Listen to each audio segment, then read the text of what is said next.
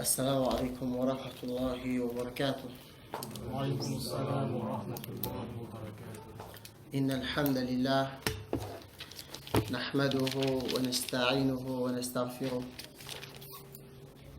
ونعوذ بالله من شرور أنفسنا ومن سيئات أعمالنا.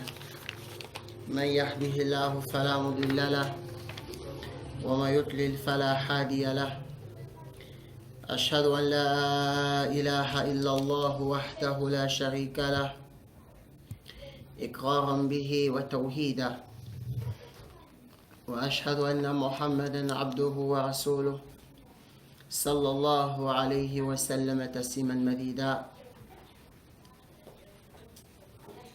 يا أيها الذين آمنوا اتقوا الله حق تقاته ولا تموتن إلا وأنتم مسلمون.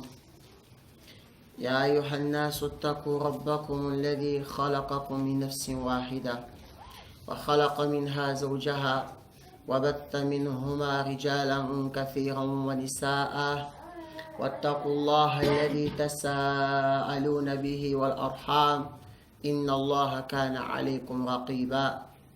يا أيها الذين آمنوا اتقوا الله وقولوا قولا سديدا يصلح لكم أعمالكم ويغفر لكم ذنوبكم، ومن يطع الله ورسوله فقد فاز فوزا عظيما. فإن أصدق الحديث كتاب الله، وخير الهدي هدي محمد صلى الله عليه وسلم، وشر الأمور محدثاتها، وكل محدثة بدعة، وكل بدعة ضلالة، وكل ضلالة في النار. Donc, بإذن عز وجل, on va commencer avec notre série Minhaj al-Muslim. Et cette série sera constituée de plusieurs points que nous allons aborder tour à tour, Inch'Allah, sur les sujets de la Aqidah et du Manhaj, de certains éléments de Ulum wa Ala. Alors, j'aimerais préciser, avant qu'on ne commence, les règles de l'assise.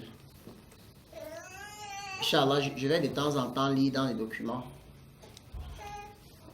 Et ces documents, en fait, représentent le cours préparé. Vous prenez des notes et à la fin de chaque cours, j'ai aussi préparé des résumés. Mais je vais donner le résumé qu'à la fin pour que vous puissiez comparer vos notes avec le cours qui a été dispensé. Je dis à la fin de chaque cours. Et ici, on va distinguer entre les cours et les assises. Minhaj al-Muslim, c'est une silsila que par la permission d'Allah, je vais commencer. Et on va aborder beaucoup de sujets et lire beaucoup de livres dans la même série. Vous comprenez? Donc le nom de la série, c'est Minhaj al-Muslim, la voie que le musulman doit emprunter. Et on aura donc des parties, tout ça des cours.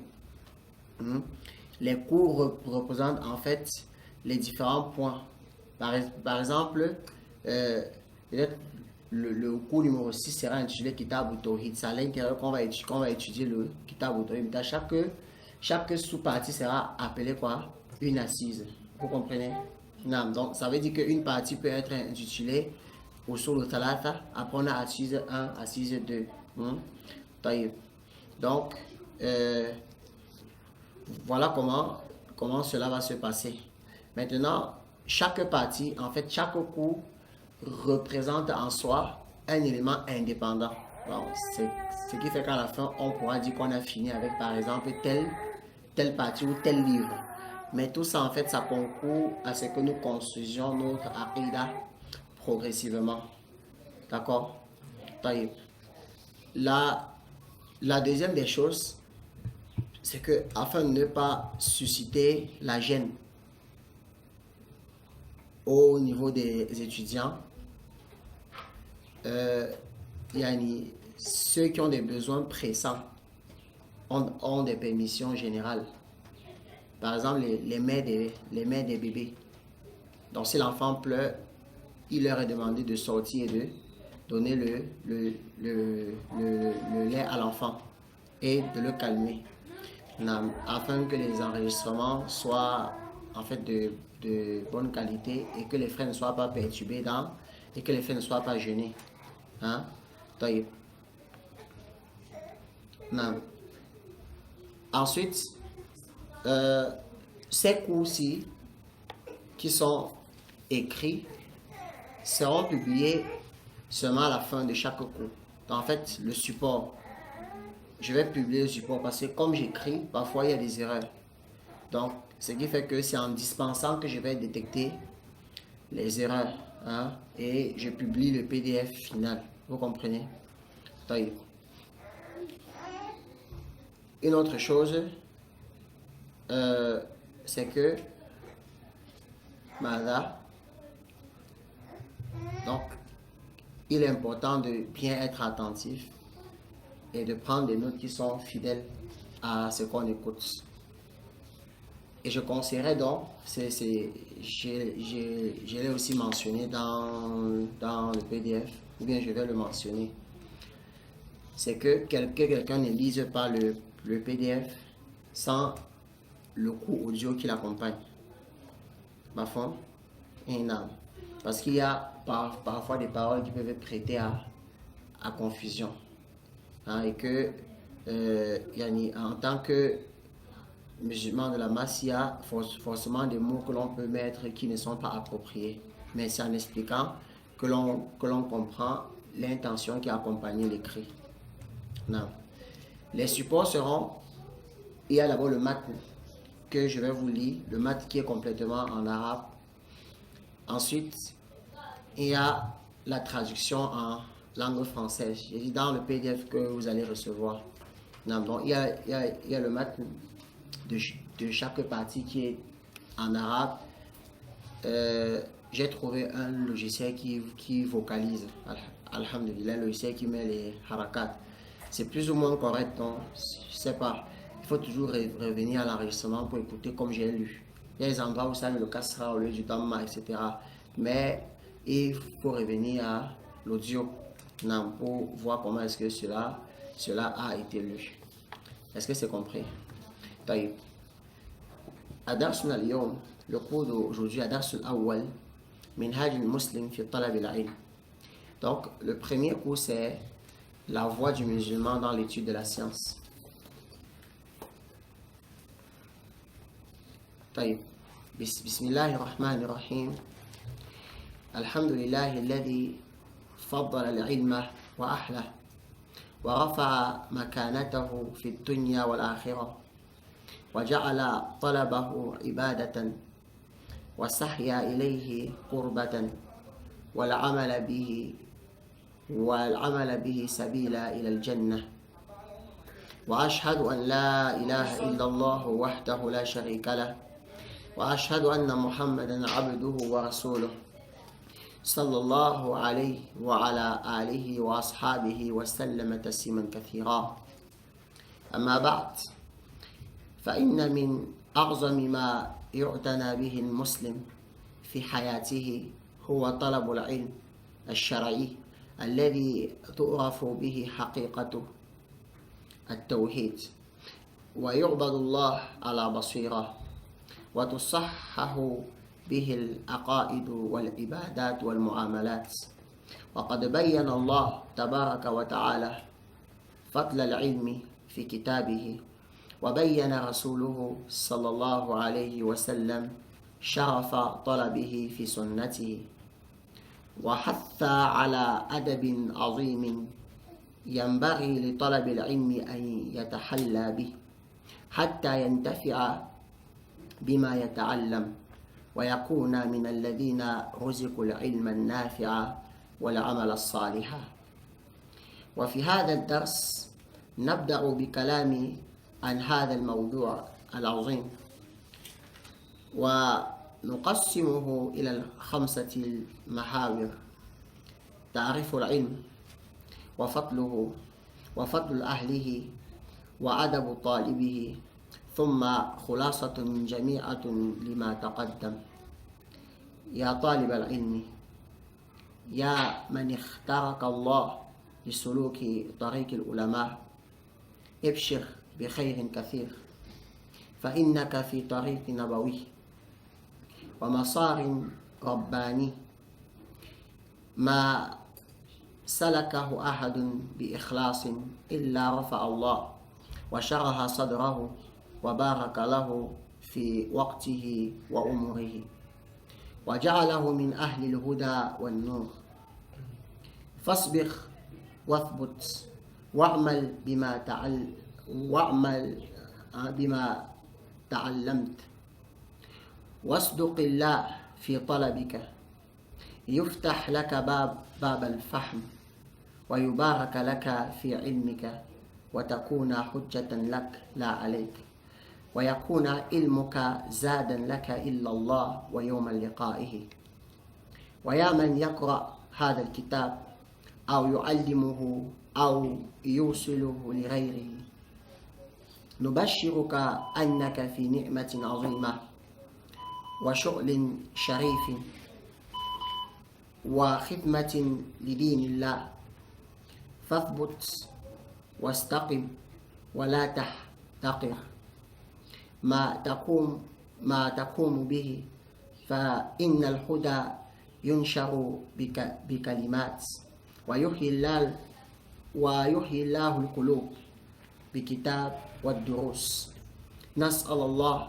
تعالى أن يفتح علينا وعليكم ويرزقنا الإخلاص والثبات وأن يجعلنا ممن تعلم الله وعلم لله ودعا إلى الله ونصح لعبادة الله اللهم اجعل هذا علما نورا في قلوبنا وبركة في حياتنا وشاهدا لنا لا علينا اللهم علمنا ما ينفعنا وانفعنا بما علمتنا وزدنا علما وهدى والتقى. Donc ça c'est le matin de ce qui a été écrit. Donc ici, Bismillahirrahmanirrahim, on a dit que le Coran c'est sur la voie du musulman, sur l'étude de la science. Alors qu'est-ce que ça signifie? Yani, la voie c'est le chemin, c'est ça? C'est ce qu'on a expliqué. La voie, c'est le chemin. Alors, quel était le chemin de nos pieux prédécesseurs? Quel était leur comportement lorsqu'ils recherchaient la science? Bismillahirrahmanirrahim. Je débute ainsi afin de rechercher la baraka d'Allah subhanahu wa ta'ala dans ces leçons. Et j'imite ceux qui m'ont précédé parmi les ulama, des gens de la sunna, des étudiants de la science. Et nous suivons donc en cela la sunna d'Allah Azza wa Jal dans son livre qui a commencé la quasi-totalité des sourates par Bismillahirrahmanirrahim, sauf Surat al-Bara, Surat al-Tawbah. Et ainsi que la sunna du prophète sallallahu alayhi wa sallam et des autres messagers lorsqu'ils écrivaient des lettres. Comme ça a été rapporté du prophète sallallahu alayhi wa sallam lorsqu'il a écrit au Khosros, le roi de Rome. Il a dit Bismillahirrahmanirrahim min Muhammad Rasulullah ila Kisra Azim Rome. Donc ça c'est de Muhammad, le messager d'Allah, et son serviteur à Khosros, le roi de Rome. Et comme Suleiman alayhi salam, il a écrit à Balkis. Et elle a dit Ayyuhal Malak, elle a appelé ses différents conseillers. Elle a dit j'ai reçu une lettre. Innahu min Suleiman wa innahu bismillahirrahmanirrahim. C'est une lettre qui vient de Suleiman et ça commence par Bismillahirrahmanirrahim. Et le cheikh Mohamed Salih al-Uthaymin dans le cheikh de Usul al-Thalatha, il a dit c'est comme si la personne recherche dans l'écrit la bénédiction d'Allah subhanahu wa ta'ala. Le fait dit Bismillah. Bi, c'est harfu jar pour as-sabab. Donc, quand on dit bi, yani bi ismillah. Ça veut dire c'est pas la cause et en recherchant la bénédiction d'Allah Azza wa Jal que j'écris ceci, as-sabab. Donc le sabab, ça c'est la recherche de la baraka d'Allah Azza wa Jal, qui est Ar-Rahman et il est Ar-Rahim. Ar-Rahman, Ar-Rahim, c'est Isman, c'est deux noms, desquels on a As-Sifatu Rahma, l'attribut de la miséricorde. Mafhum. Wa Rahman, Rahmatul Amma. Et Ar-Rahman, c'est la miséricorde comment? Générale. Donc lorsqu'on dit qu'Allah il est Ar-Rahman, c'est que la miséricorde d'Allah Azza wa Jal couvre toutes choses. Mathalan, Allah subhanahu wa ta'ala n'accorde pas la subsistance aux serviteurs croyants. La subsistance a été accordée aux serviteurs qui soient mécréants ou bien croyants. L'eau de pluie ne tombe pas que dans le champ des musulmans, ça tombe dans le champ de tout le monde. Ça, ce sont des miséricordes saholala. Mais ce sont des miséricordes qui sont comment? Générales. Parce que ça concerne les croyants et les mécréants. Donc Allah subhanahu wa ta'ala, il est dans le miséricordieux, hein, par excellence. Mais maintenant, lorsqu'on dit Allah il est Ar-Rahim, c'est que Allah Azza wa Jal, parmi ses miséricordes, il en possède qui ne sont que pour les croyants. C'est-à-dire Allah subhanahu wa ta'ala possède une rahma à côté de celle qui est générale. Celle-là, elle est comment? Khassa, elle est spécifique. Et ce ne sont que une catégorie de personnes qui bénéficient de cela, les musulmans. Mathalan, la guider à l'islam. Est-ce que c'est tout le monde qu'Allah a guidé à l'islam? Et je parle de hidayatu, hein, à tawfiq. Hein? Hidayatu tawfiq. Et c'est tout le monde qu'Allah a guidé à l'islam. Shawakalla, sur la terre, hein, il y a al-muslimoun et il y a al-fasikoun, il y a al-kafirun. Et donc le fait que quelqu'un soit musulman, c'est une miséricorde d'Allah. Ça. Hein? Mais est-ce que Allah Azza wa Jalla a fait miséricorde à tout le monde ainsi? Là, c'est pas à tout le monde. Donc ça, c'est une miséricorde comment? Khassa. Wa kadhalika sunna wa salafiyya. Le fait que la personne est sunni ou bien qu'il est salafi. Hein? Et toutes ces appellations se valent. Hein? Non. Est-ce que c'est tous les musulmans qui sont sur la sunna? Là, il y en a qui s'affilient à l'islam. Voilà qu'ils font partie des firaq dal, des sectes égarés. Hein? Et naam, ils font partie des gens des innovations. Naam, des gens qui s'affilient à l'islam et qui ont apporté des khurafat et des shubihat dans la religion qui les ont écartés du droit chemin. Comme l'a dit le prophète sallallahu alayhi wa sallam, ستفترق هذه الأمة على 73 ملة. Ma communauté va se subdiviser en combien? En 73 factions. C'est pour ça qu'il est important donc pour le musulman de savoir que c'est une grande ni'ma qu'Allah Azza wa Jal fait de toi quelqu'un qui est sur Minhaj al-Nubuwah, sur la voie du prophète sallallahu alayhi wa sallam. Et wa amma bi ni'mati rabbika fahaddith. Et par rapport donc aux bienfaits de ton Seigneur, tu les proclames.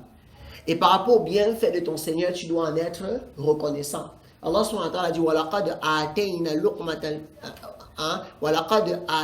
لُقْمَانَ الْحِكْمَةَ أَنِ اشْكُرْ لِلَّهِ وَمَنْ يَشْكُرْ فَإِنَّمَا يَشْكُرُ لِنَفْسِهِ وَمَنْ كَفَرَ فَإِنَّ اللَّهَ غَنِيٌّ حَمِيدٌ.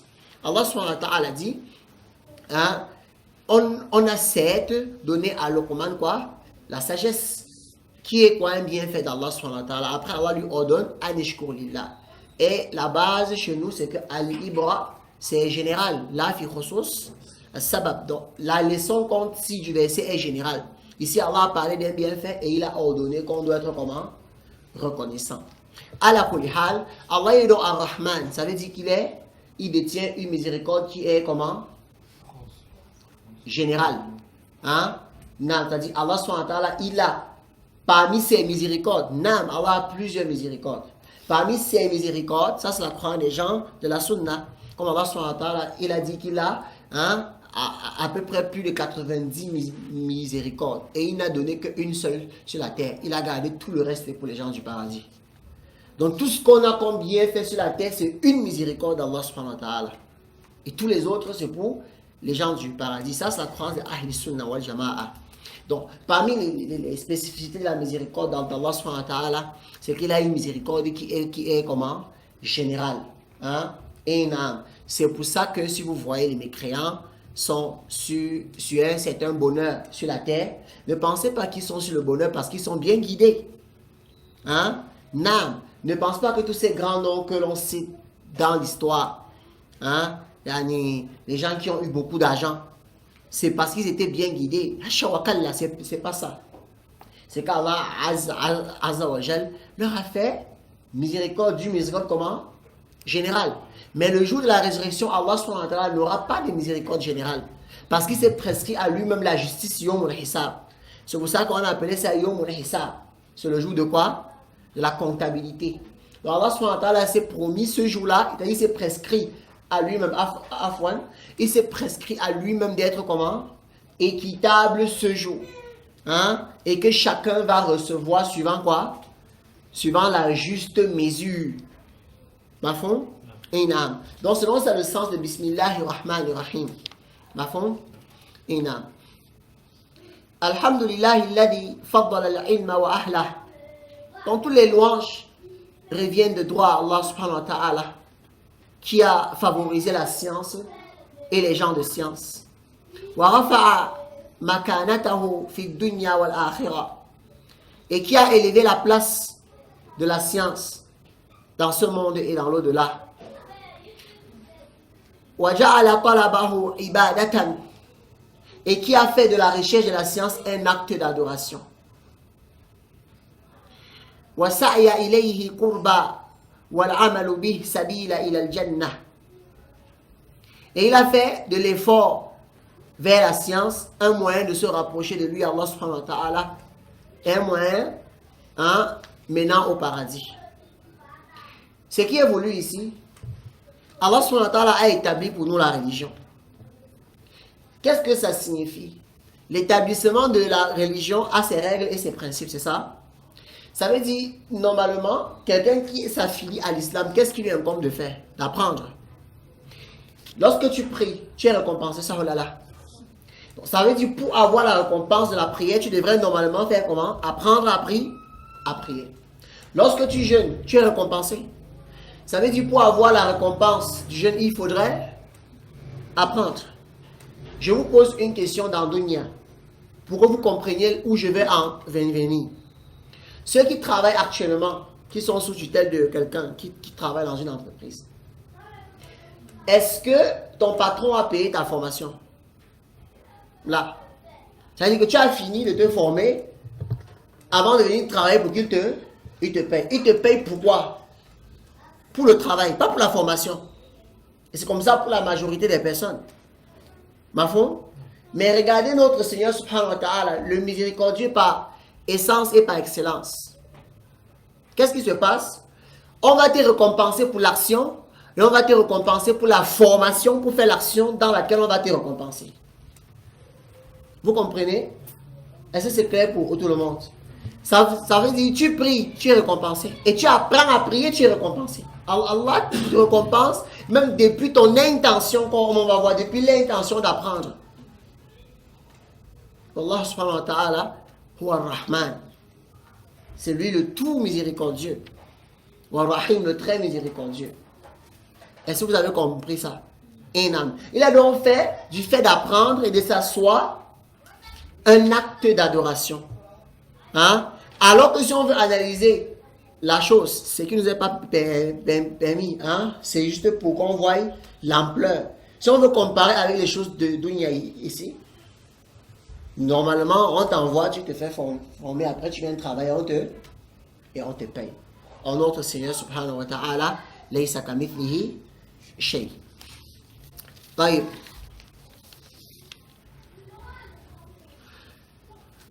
وأشهد أن لا إله إلا الله وحده لا شريك له. Et j'atteste qu'il n'y a aucune divinité en droit d'être adorée excepté Allah subhanahu wa ta'ala. وأشهد أن محمدا عبده ورسوله. Et j'atteste que Muhammad sallallahu alayhi wa sallam est son serviteur et son messager. Sallallahu alayhi wa ala alihi wa ashabihi wa sallam tasliman kathira. Donc que la paix d'Allah soit sur lui, sa famille, ses compagnons, et qu'il leur accorde une paix abondante.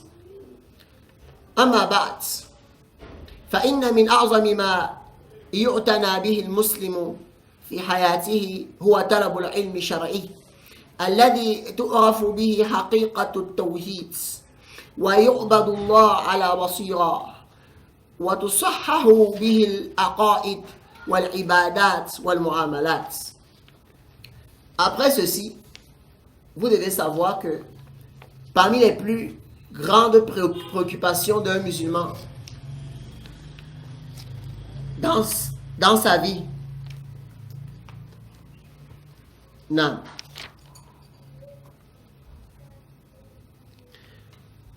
c'est la recherche de la science religieuse. Et c'est cette science religieuse-là qui fait qu'il connaît la vérité du tawhid.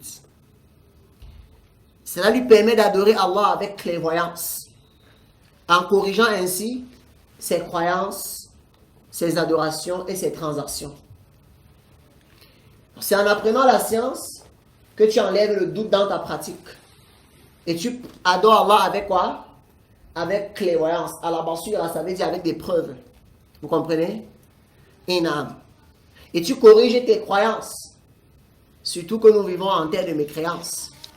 Et que nous allons inévitablement écouter des choses qui contredisent la religion d'Allah subhanahu wa ta'ala. C'est avec l'apprentissage de la religion qu'on va corriger les croyances, corriger les façons dont on adore Allah subhanahu wa ta'ala, ainsi que les transactions. Et on avait défini la croyance comme étant quoi? Hein? Quelque chose qui s'attache dans le cœur. Mafhum? Taïb. وقد بين الله تبارك وتعالى فضل العلم في كتابه وبين رسوله صلى الله عليه وسلم شرف طلبه في سنته. Donc Allah subhanahu wa ta'ala a explicité la valeur de la science dans son livre. Allah subhanahu wa ta'ala nous a donné la valeur, nous a expliqué la valeur de la science dans son livre. Et son messager sallallahu alayhi wa sallam a clarifié la noblesse de la recherche de la science dans la sunna. Vous comprenez? Dans le livre d'Allah, Allah subhanahu wa ta'ala, il nous a indiqué quoi? La valeur de la science. Et le messager n'a pas manqué sans donner la noblesse de la recherche de la science.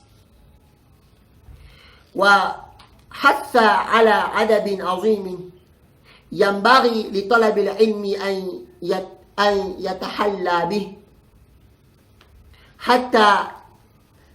حتى ينتفع بما يتعلم ويكون من الذين رزقوا العلم النافع والعمل الصالح. Donc, afin que le prophète sallallahu alayhi wa sallam nous a expliqué la noblesse de la science. Et il nous a exhorté à un grand comportement, c'est-à-dire au grand comportement important que l'étudiant en sciences doit adopter, doit se munir, afin qu'il puisse profiter de ce qu'il apprend. Donc le messager nous a expliqué comment est-ce que tu vas te comporter afin de profiter de ce que tu apprends. Et afin que tu fasses partie de ceux à qui il a été accordé une science bénéfique, ainsi que des bonnes actions avec la science et qu'ils apprennent. وفي هذا الدرس نبدأ بكلام عن هذا الموضوع العظيم. Donc, dans cette leçon, dans ce cours, nous commencerons donc à parler de ce sujet important qui est le comportement de l'étudiant en sciences. وَنُقَسِّمُهُ إِلَى خَمْسَةِ مَحَاوِرٍ. Et nous l'avons donc divisé en 5 axes, en 5 points. Donc ce cours est divisé en 5 juz. Le juz al-awwal, la première partie, ta'rif al-ilm, yani la définition de la science. Wa fatluhu, on va parler de ses mérites, c'est-à-dire de la valeur de la science. Wa fatlu ahlihi, et le mérite de ces gens, le mérite des gens de science. Wa adabu talabihi, et les comportements de l'étudiant en sciences. Thumma khulasatun jami'atun lima taqaddam. Et puis, on vous fera un résumé global de ce qui a été présenté dans les 4 points précédents. C'est noté? Donc, le premier point, c'est quoi? La définition de la science. C'est la première chose qu'on va faire, définition de la science. La deuxième des choses, le mérite de la science. Troisième, le mérite des gens de science. Hein? Quatrième, le comportement de l'étude de la science. Et cinquièmement, le résumé des quatre points précédents.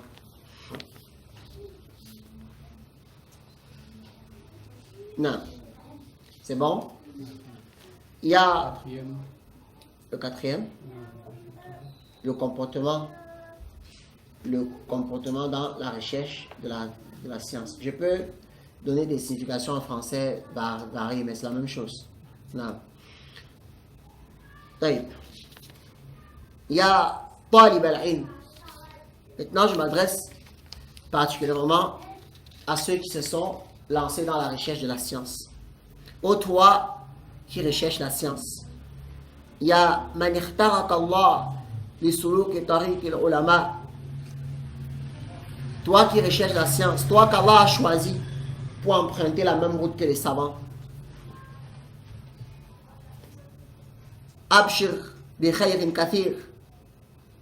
Réjouis-toi d'un immense bien. Sois fier.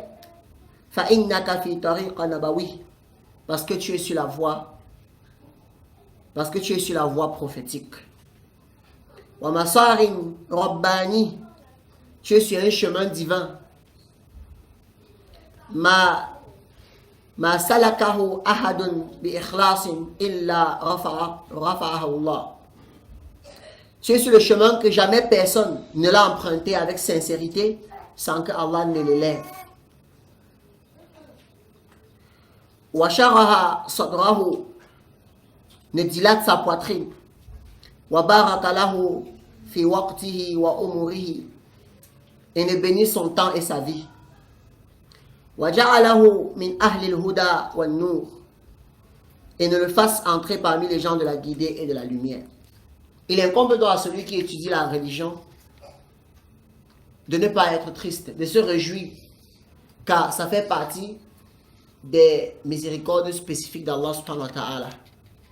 Pendant que sur la terre, il y a des gens qui ne veulent pas étudier, qui sont dans des insouciances actuellement, pendant que vous êtes assis. Pendant qu'il y a ceux qui veulent étudier, mais il n'y a que les coups de fusil autour d'eux.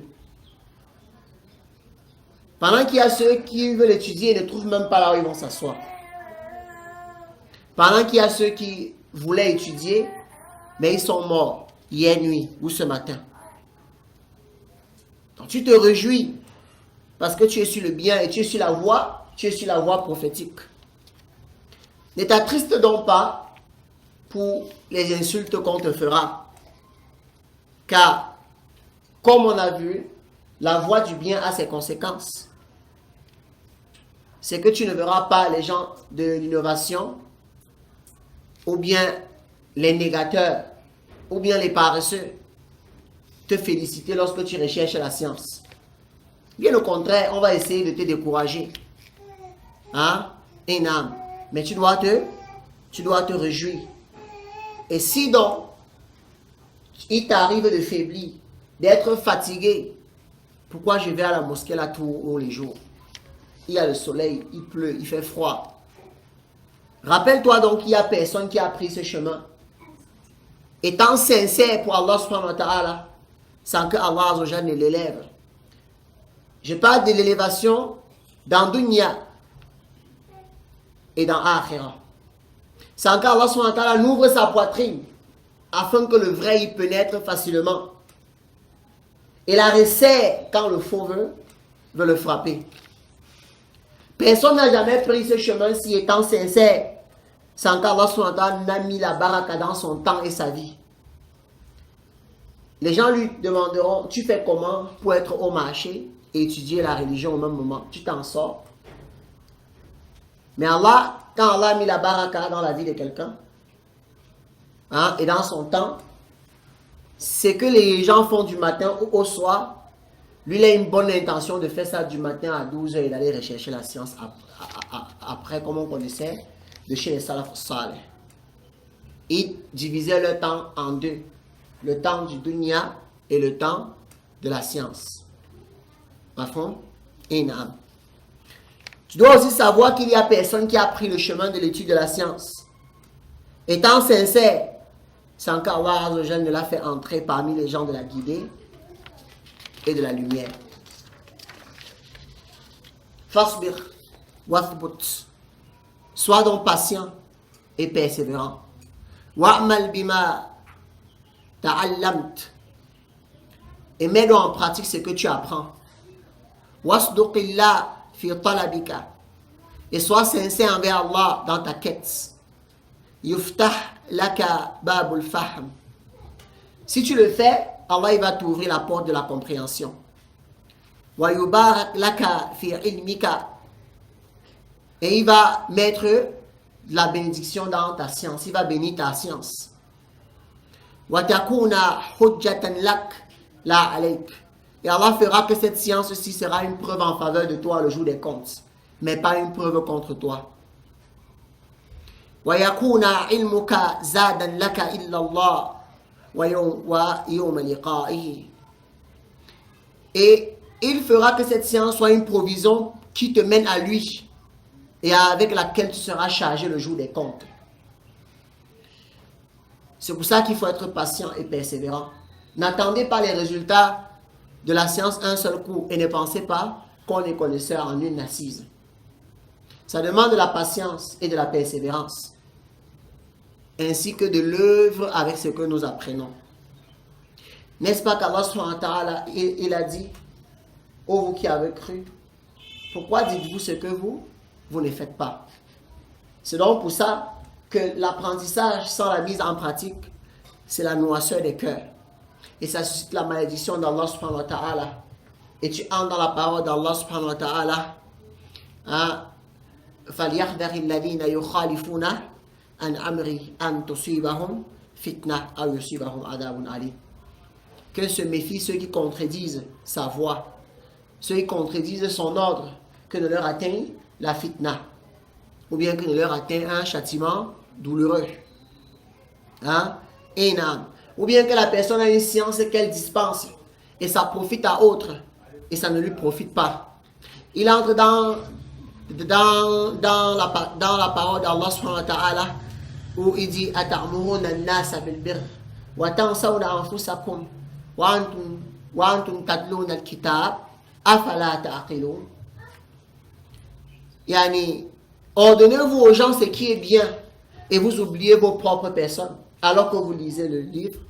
Afala ta'qilun. Est-ce que vous réfléchissez?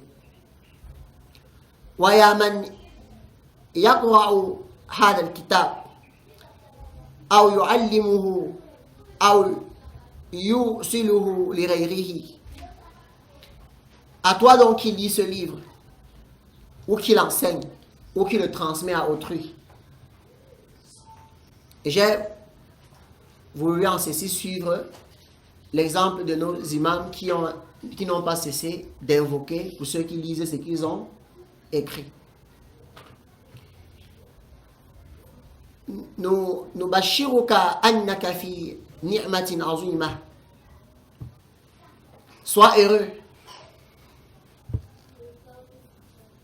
car tu es comme ça, tu t'es comme ça engagé dans une œuvre qui est précieuse. Wa shughlin sharif. Na'am. C'est-à-dire un chemin noble. Wa khidmatin lid-dinillah. Et une œuvre pieuse au service de la religion d'Allah. Fafbut wastaqim. Sois constant et droit. Wala tahtaqir ma taqumu bih. Et ne minimise jamais ce que tu fais dans le chemin d'Allah. Fa innal huda yunsharu bi kalimat. Car la guidée se propage par des mots simples. Wa yuhyillah al-qulub bil kutub wad durus. Et Allah subhanahu wa ta'ala fait revivre les cœurs par les livres et les leçons. Alors, ceci est un encouragement de notre part à celui qui étudie puis transmet. Car la guidée n'est pas synonyme que tu aies le gros français ou le gros vocabulaire. Les gens acceptent la vérité par des mots simples. Crains donc Allah en fonction de ta capacité et transmets la science en fonction de ta capacité. Non. ونسأل الله تعالى أن يفتح علينا وعليكم ويرزقنا الإخلاص والثبات. Nous demandons à Allah subhanahu wa ta'ala qu'il nous accorde l'ouverture de la compréhension, la sincérité et la constance. وأن يجعلنا ممن تعلم لله وعلم لله.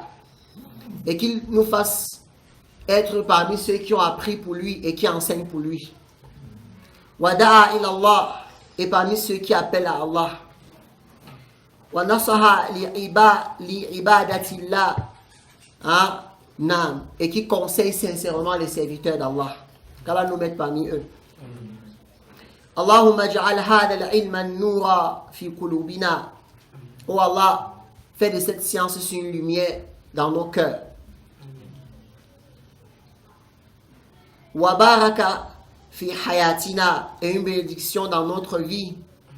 Wa shahidan lana la alayna, et que cette science soit un témoin pour nous le jour des comptes et pas un témoin contre nous. Allahumma allimna ma yanfa'una wa anfa'na bima 'allamtana wa zidna ilma wa huda wa tuqa. Oh Allah, enseigne-nous ce qui nous sera utile. Fais-nous profiter de ce que tu nous as enseigné. Et augmente-nous en science, en guidée et en piété. Subhanaka wa bihamdik. Ashhadu an la ilaha illa ant astaghfiruka wa atubu ilayk.